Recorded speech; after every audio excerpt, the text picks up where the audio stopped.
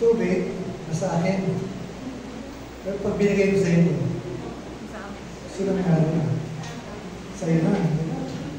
So ngayong hapon, dami natin narinig, sabi nga ni Pastor Ismael, ay talagang sky is the limit. No? Sky is the limit. Five-fold ministries po ito. Ang office ng simbahan. Number one, pastor, evangelist, teacher, prophet, ano isa ba? Apostle. So, lahat ng ito, lahat ng office ito ng five-fold ministry na tinatawag, eh hindi pa pwedeng siya lang mag-isa. Kailangan niyang support. You know, kaya nga, God is not a God of confusion. God is a God of peace and order. Exciting. Pag meron kayo nito, mga kapatid. Exciting. Kaya ko po, matagal na po sa mission field. May hit na, almost 40 years na rin tayo sa mission field. Kung pairali ko lang ako bilang isang servant o Kristiyano na matagal na, hindi ko makayanin eh. I need backup. I need support. Hindi tayo pwede tumayo. Tayo lang eh. Kapag ikaw tumayo dito, lumakad ka, kaya may nagtatanong sa akin, Pastor, sino kasama niyo? Ako lang. Kayo lang po. Wala kayong kasama? Hindi. May kasama ako palagi. In fact, 4 kami. Ha? Kasama ko yung Father, kasama ko yung Son, kasama ko yung Holy Spirit. So, di ba yung alam niyo yung kwento doon sa Hebrew Brothers? Si Shadrach, Meshach, Abednego. Meron silang kasama doon. Nakita may isang tao, hindi sila hindi sila nasunod. Yung lahat ng gifts na yun, available to those who desire. Tama yung sabi ni Pastor Ismael. Mag-desire ka. At tinanong ko si Jamie, ikaw pa may gift ka na tongues? Noon po, nagkaroon ako na siya. Kasi, kapag ikaw ay bigay na regalo sa'yo, itatago mo lang kayo. Diba gagamitin mo yung susuot mo? Kung yan yung pabango, gagamitin mo. Kung damit, susuot mo. O anything na binibigay sa'yo, gagamitin mo. Kapag hindi mo ginamit yan, mawawala. O, pinang-practice din po kasi. O, practice lang. Yung sa amin noon, yung aming pinaka-mentor, pagdating naman sa speaking tongues, hindi mo naman talaga ipapabritin eh. Magpuri ka lang sa Panginoon, magpuri ka lang magpuri. Hallelujah, hallelujah, hallelujah. Ang konti, ang tama mo, magulong yan. Huwag ka magtaka doon. Powerful yung gift na yan, mga kapatid. Ako, pag ako nasa labas, kahit nagtataralig kahit saan. Prayer language nga eh. Minsan, nasa isang lugar ako na delikado. Nandiyan ang bigla na atake yung kaaway. Siyempre, tao ka lang, matatakot ka rin. Nasa communist country ako eh. Hindi na ako makalabas, pero mga ano dyan. Lalo na may dismagil ako sa loob ng hard labor camp. Na-discover ko na taong labas ako eh. Nakulong na ako sa Vietnam, sa Laos. Pero natin siya ng malamang espiritu ko kasama natin.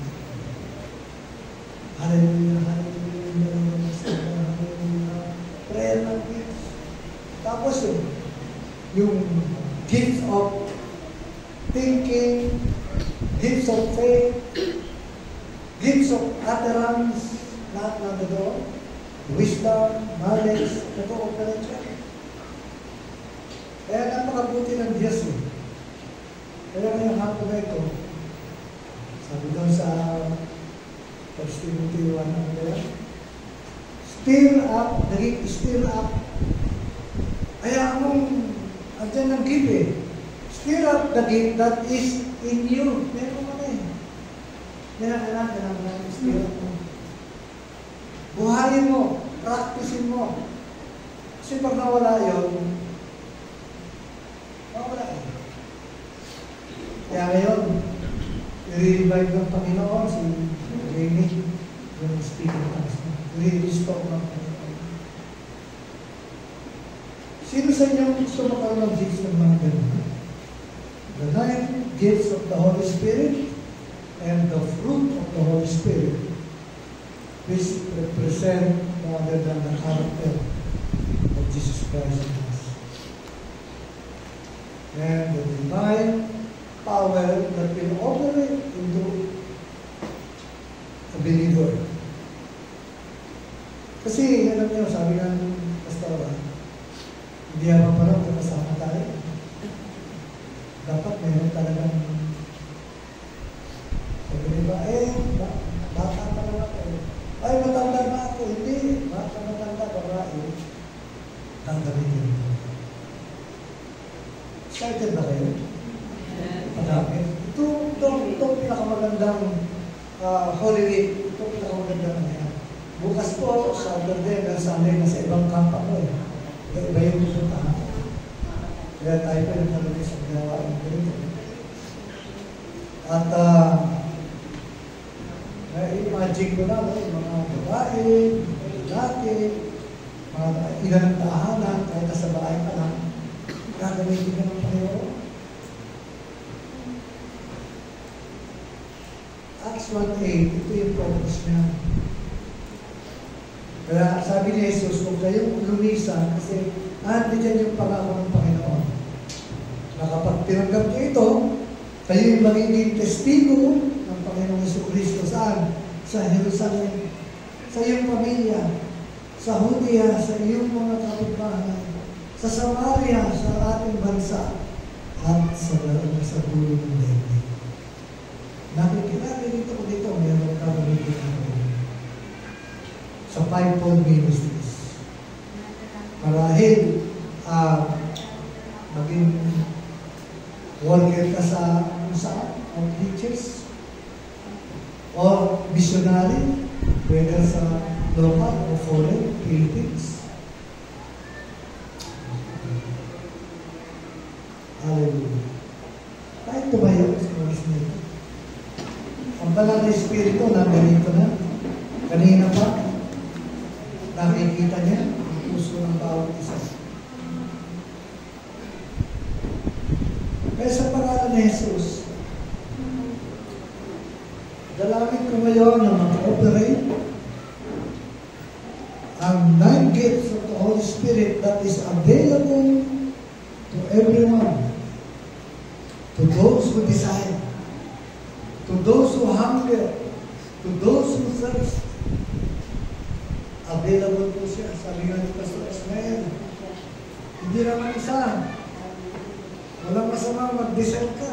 Lahat ng siya. Actually, darating yun. The moment you get one gift, tuloy-tuloy po yan.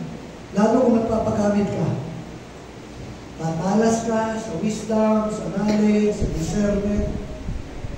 Kasi kailangan mo ng worker yan. Kailangan ng Kristiyano. At available.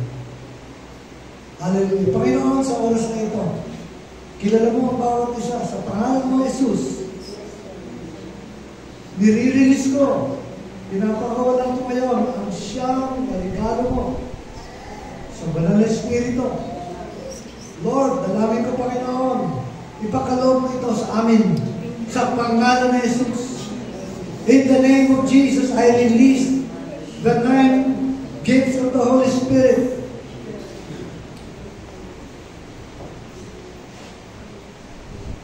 At ang resulta ay ang bunga ng banal na Espiritu ay mananatili sa amin. Sa pangalan mo, in the name of Jesus.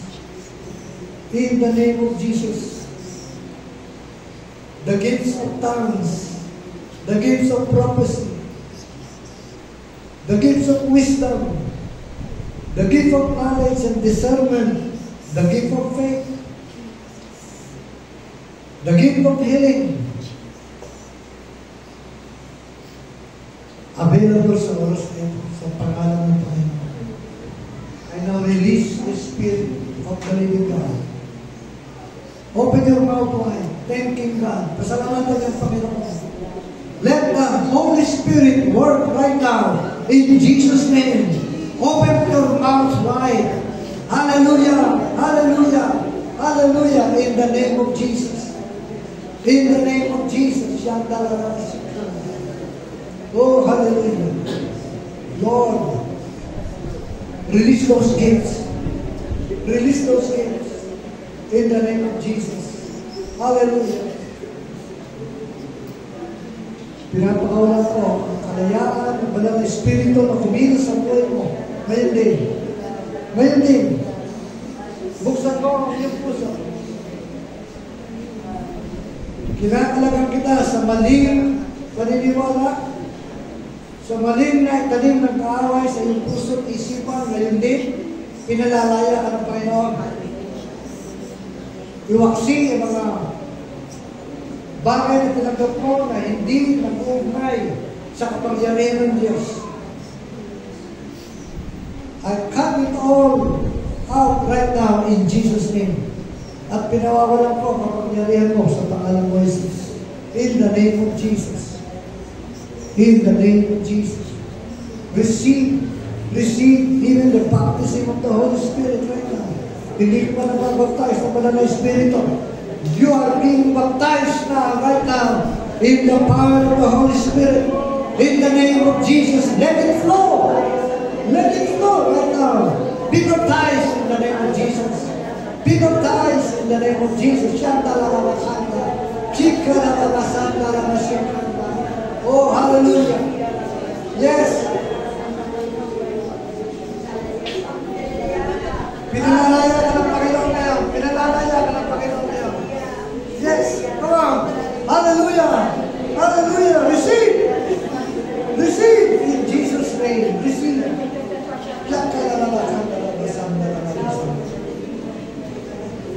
Receive those gifts. Mag-operate sa iyo.